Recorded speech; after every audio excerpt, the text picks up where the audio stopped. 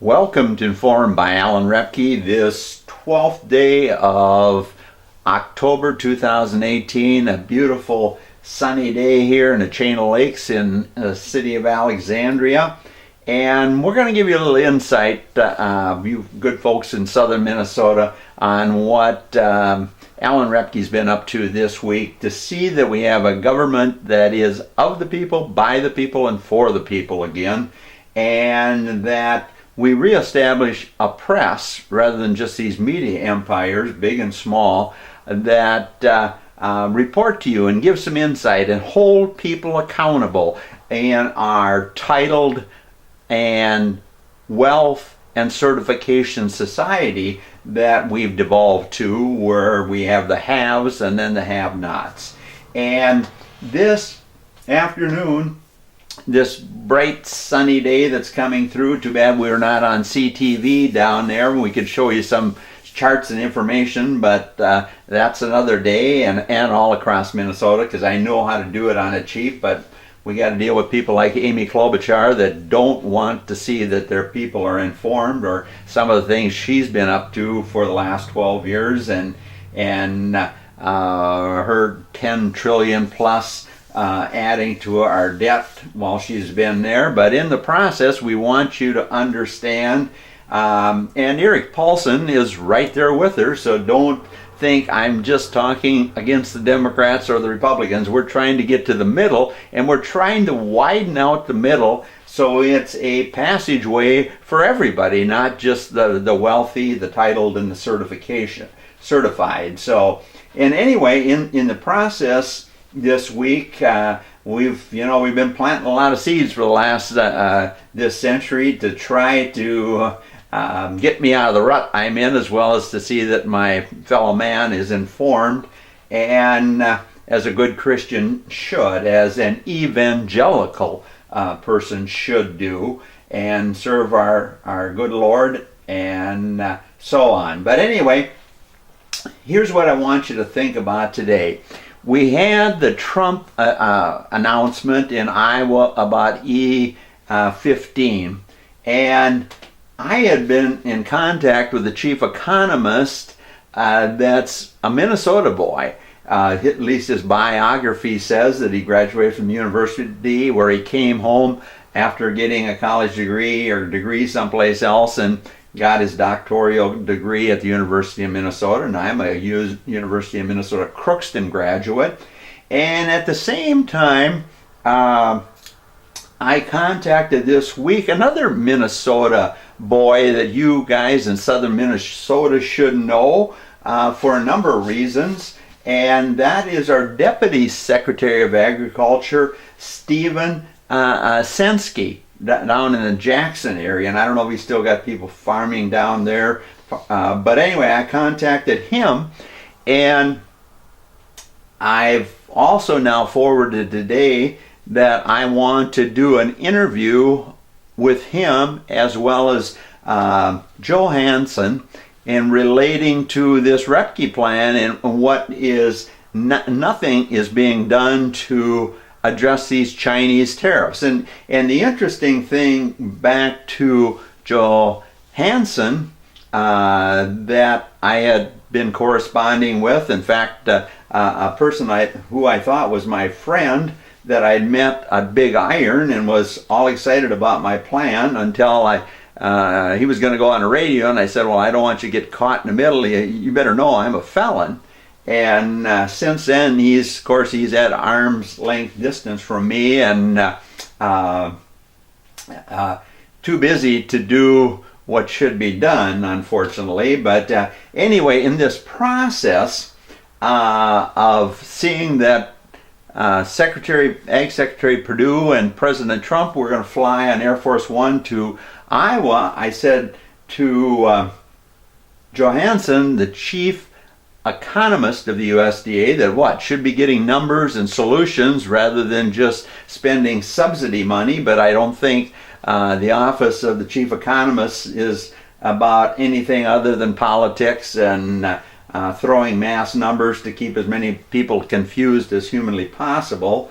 But anyway, I sent him that, and he said, well, send me it again through an email. So I sent it to him again, but his response was, I passed around to everybody in the office of the chief economist, but my understanding at least that he didn't pass it on through email or whatever to the Secretary of Agriculture, even had the guts to hand it over to the Secretary of Agriculture. So we're going to see if they come back and will do a program with me based on this. Because what happened now, corn and beans are up a little bit at the end of the week, but when he made the announcement, corn actually dropped. And I contend that if our chief economist would have just got this to Purdue, and Trump, all he would have to say, this is what I want on E85, because the Roebke plan uses like about 1.4 to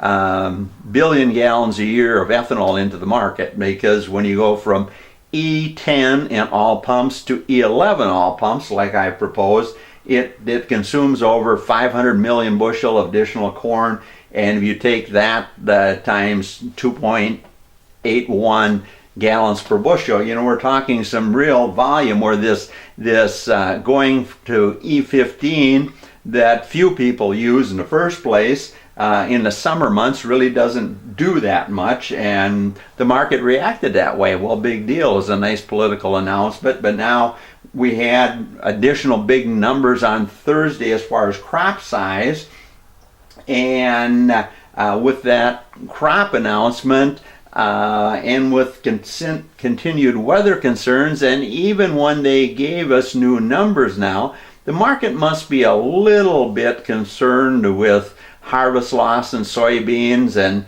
they're still betting whether or not we're going to get quite as big a crop. We're going to have a great crop, don't get me wrong. I talked to one guy in southern Minnesota that harvested, or talked to a guy that his neighbor had harvested on about 1,500 acres of beans, and it's completely done, 65 bushel per acre. So when you look at our crop, it's definitely going to be big, but at the same time, the Chinese are in demand for huge amounts of soybeans that I don't believe they can get enough out of Brazil, or Brazil alone. If they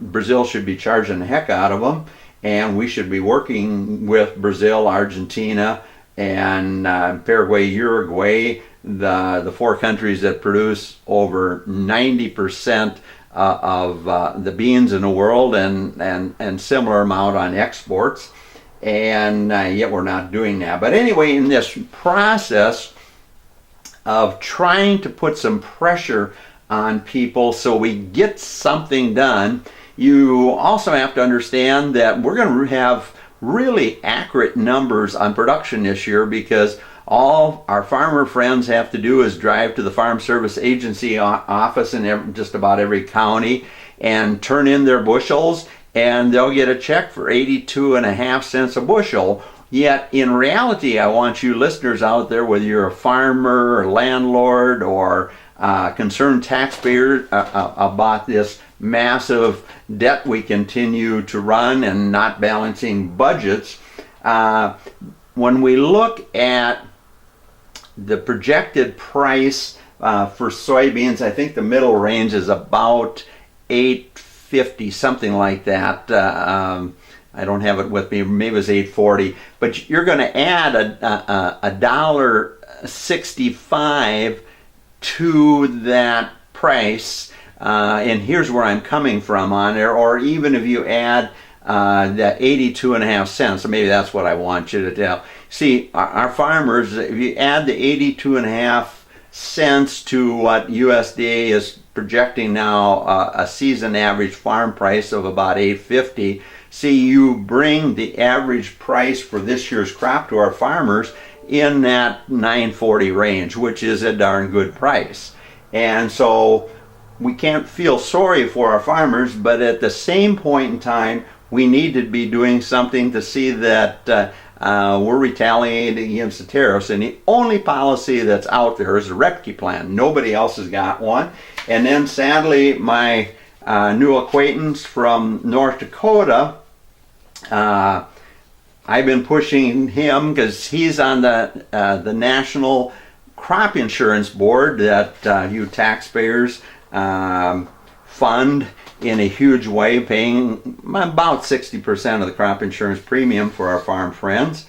And so I've been telling him, well, get a hold of Bill Northey, one of the additional Assistant Secretary of Agriculture, used to be the Corn Growers Association, and talk about the Roebke plan. And then I called or emailed him about did he get that done, and then he writes back to me, Alan, my plate is too full. Meeting with Kevin Kramer, who is likely going to be the next congressman or the senator from North Dakota, as well as already a congressman, and already I think on the Ag Committee, or maybe even the conferees in the Ag Committee. And then he's going to meet, this is all today, this Friday, with Senator Joni Ernst from Iowa. And so I wanted him to at least give him talk about the Roebke plan a little bit, or give him a copy of it.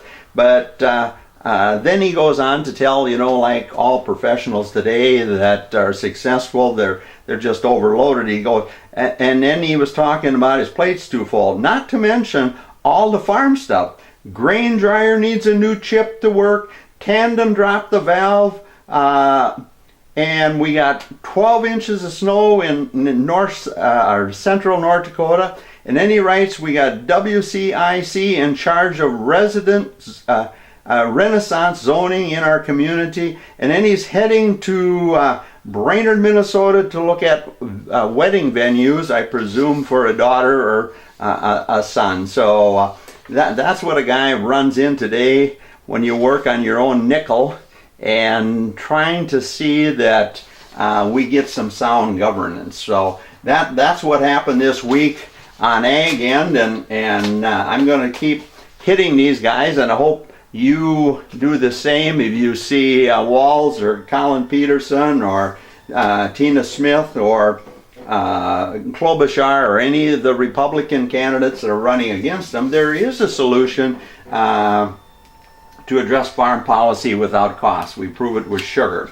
And then, of course, with time about half allotted already today as I'm recording this, I'm still working on addressing this outrageous taxation of state charities that have a mission, whether it's VFW clubs, Lions, Legions, Elks, Eagles, hockey associations, snowmobile clubs that groom trails and all this kind of thing. So I've been challenging this gambling control board. And of course they don't like it. And you got to remember, I'm not just not reading the paper and challenging. I've been down to I think at least 3 of their meetings over time here, and recorded them and questioned them, and of course they don't like that. And I've been down to Associated Charities of Minnesota that's supposed to represent these organizations and get rid of this ridiculous tax. But I've been to their meeting and listened there and asked them for some advertising revenue. We could have been on Twin City TV, and but they didn't see it that way. They just wanted to lecture me on how hard they're working and how I don't understand things and so on and so forth. And I believe when we have organized charitable gaming in Minnesota, they should have an association. They're going to have a convention up in Bemidji in November, I think it is, and I think all gambling organizations should have people there to get some education and enjoy the fruit of their labors. But anyway, here's one of the things I challenged them on, to try to see that you people have, before you vote for House members in southern Minnesota or all over the state, look at this taxation. We brought it up before, the 17 level. If you do it on net profit that everybody else is taxed on, the net profit of these charities in total is about 46%. In fact, some of these charities, and it relates to our legislative leaders, both in the House and the Senate, some of them are in that 60 to 70% range. But of course, our media empires don't want to report on that because they all get a ton of money out of professional sports. And this money, a big chunk of it, is going to do what? Is paying off U.S. bank stadium bonds.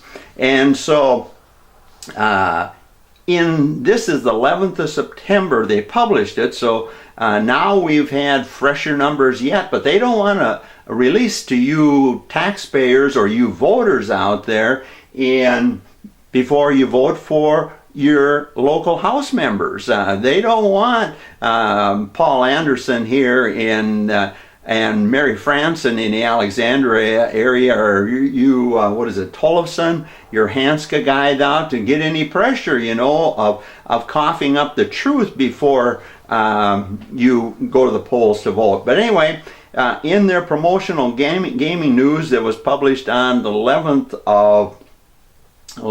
of September, he wrote here, record money going to charities missions in Minnesota. Lawful gambling organizations set a record in fiscal year 2018 with over $314 million in lawful gambling net receipts, topping over $2 billion in gross receipts, less prizes of $1.6 billion plus. Licensed lawful gambling organizations took over $314 million to the bank. The numbers aren't final yet, but these preliminary numbers are indicators of how charitable gambling activity has grown from previous years. When you take out expenses, state taxes, and fees, approximately $81 million was available for the mission of these charities. And I support this, people. I just don't want our charities to be taxed to death at 46% on average. And I think the way their formula set up, they're probably even a little higher this year. And when I asked the Gambling Control Board, which is, I think, mostly appointed by the governor and our legislatures that also don't want the truth out on this, and even allied charities in Minnesota that's supposed to be representing them, they don't like a guy like me coming in, because I not only want the taxes situation down to 9.8% an unrelated business income tax, and that goes on everyone, even the 26 that's not the right number. There's a whole bunch of charities locally, 4-H groups and local charities that do gaming and pay zero tax. That's not right either. And I want this 9.8% unrelated business income tax to be involved in all of them, including Native American gaming in this state. So you see, I'm for fair taxation, not outrageous taxation, but fair taxation. But these guys don't want to talk to me on this, and they sent me a bunch of emails that they just don't want to put anything out that would mislead the public. Well, they put out $81 million in money that they're saying is going to go to these charities. So what happens? See, I encourage you to go to Gambling Control Board, about 2/3 of the way over its reports, and go on gross receipt reports, annual gross receipt reports, and you can see this ridiculous taxation. And they tax on net receipts rather than net profit, like every corporation or every individual in this state is taxed.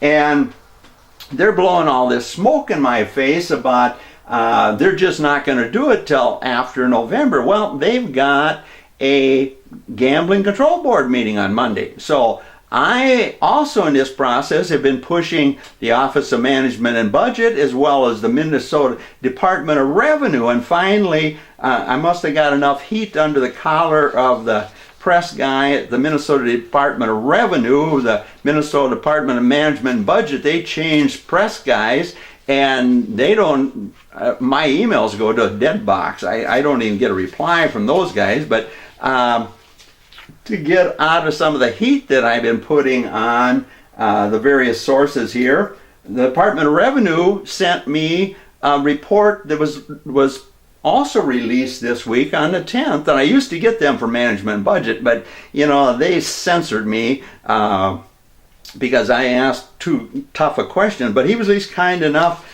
today to give me this report that if I was on TV, I could show you on a monitor. But at any rate, let's look at what he sent me.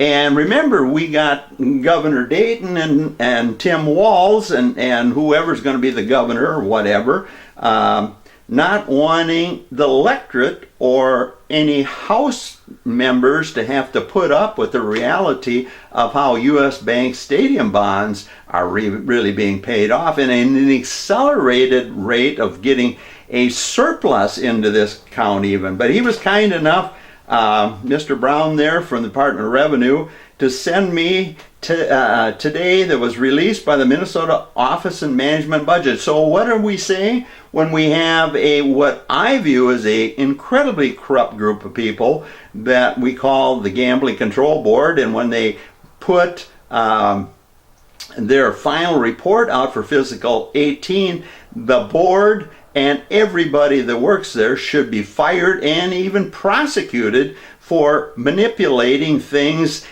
for the benefit of the NFL, the governor, and legislators. But that's just my personal view. But I am the ultimate villain in the history of rural America, so they don't want me to tell any truth to you folks or anybody else, whether it relates to farm policy or state governance. And anyway, so I get this BS from the Gambling Control Board that they just don't have the numbers, yet they had the numbers, and there's a process. And I sent them an email today. Have you folks ever heard there's a computer system that works today? They're reporting to me like we're still in 1973, that they got to fill out the ledgers. But anyway, in this process, management budget, who got their numbers from the Department of Revenue, Department of Revenue got their numbers from this Gambling Control Board that actually is oversight, and I'm not sure exactly, of course, how the process works, but they don't want to give me how much state income tax the charities, which what does? Reduces the mission of our local community workers, which just makes my blood boil. I know you people maybe don't feel that way, but as a good Christian, I sure as heck do. And anyway, they sent me this today that in fiscal year 18, which I'm putting pressure on, I'm going to be at their board meeting on Monday, whether they like it or not, with my camera, and see if I can get some questions in and see if we can throw some stuff in next week for you guys about what excuses they want to give me. But anyway, their projections were, from the Gambling Control Board, were $71,200,000. But now, we've already got a quarter of the fiscal year 18, the state of Minnesota, done. We end the year at June 30th, so we got July, August, and September. And Office and Management and Budget, Office of the Department of Revenue show that we have actual revenues now of almost $75 million. Almost, it's $74,821,000. And even for this quarter, we've already got almost $16 million in revenue. And remember, I'm for this as long as we tax it properly and do some oversight of how these charities are really spending their money, because people, some of this money they should not be spending the way they're spending it, because we have no oversight. We should spread this good work around with more organizations throughout the state, is my view. And if you can get me on the air on TV in the Twin Cities and here in Fargo, we'll show you why, and we'll hold people accountable for that. but I can't do it on a once a week radio program. But anyway, so now we've got $75 million in state income tax going into the Department of Revenue. But that's not all the tax. There's at least another $3 million of other tax and other fees that go on there. And then when we have the department, the Gambling Control Board, who I say there is no real fiscal oversight on, those guys call $81 million that they have, but over $10 million of that is just going to go for the clubs that own a building or other things. They call it LPE, which means that there's certain organizations that get to spend money for building upkeep and real estate taxes, but most of them just rent facilities, and so they can't use that. So at any rate, I'm going to be at that meeting. I hope if you bank at U.S. Bank like I am, I want you to call them right away Monday morning, because I emailed those guys as a customer, as a concerned citizen with U.S. Bank Stadium on that bill. Are you guys aware of how those bonds are getting paid? I sent in to corporate U.S. Bank this afternoon, as well as my local one here. I want their chief financial officer and their chief corporate counsel at the Minnesota Gambling Control Board meeting come Monday morning at 10 o'clock here in Roseville. And let those guys look at the numbers. Let them talk to old Al Roebke. I'll show them how the reports are. They should be smart enough. I also send it to the Minnesota Association of CPAs, which today stands for Corrupt Profit Associates.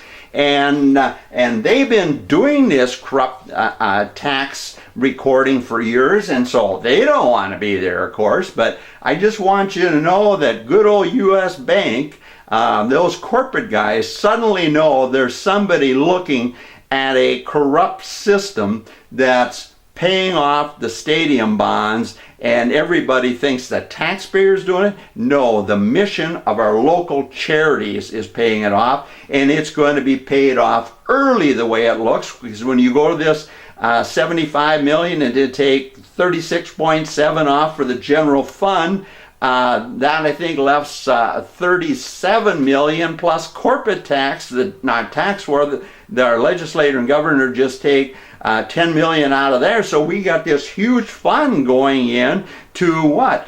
Pay off things early, or maybe even pay for the city of Minneapolis so they don't have to pay anything. And remember, the city of Minneapolis hasn't paid a damn thing yet and won't till 2021. So you can see why this thing is rotten to the core, and Informed TV and radio is the only one reporting it. And so hopefully you can help me in this process. I just want to thank you for listening to Informed by Alan Roebke.